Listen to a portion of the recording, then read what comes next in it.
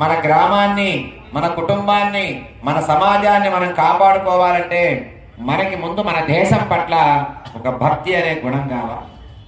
మన దేశం పట్ల, మన సమాజం పట్ల, మన ప్రజల పట్ల, మన కుటుంబం పట్ల, మన పరిస్థితుల పట్ల, మన ప్రదేశాల పట్ల మనకి రక్షించుకునేటటువంటి ఒక గుణం కలిగితే ఒక ఆరాటం వస్తుంది. ఏదైనా సమస్య వచ్చినప్పుడు అందరూ పోరాటం చేయడానికి వీలు వస్తుంది.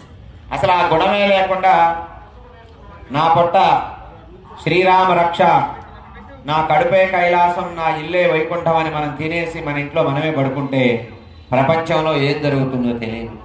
అలాంటి పరిస్థితుల్లోంచి మనం మేల్కొనాలి. మేల్కొని సమాజానికి ఆపద వచ్చినప్పుడు అందరూ ఐకమత్యంగా పోరాడేటటువంటిది ఒక గుణం. ఆ గుణాల్లోంచే వస్తుంది ఒక ధైర్యం. ఆ ధైర్యం ద్వారా మనం సాధించవచ్చు శాంతి. ప్రజలకి శాంతి కలిగిందంటే మన పైన వాళ్ళు చక్కటి పరిపాలన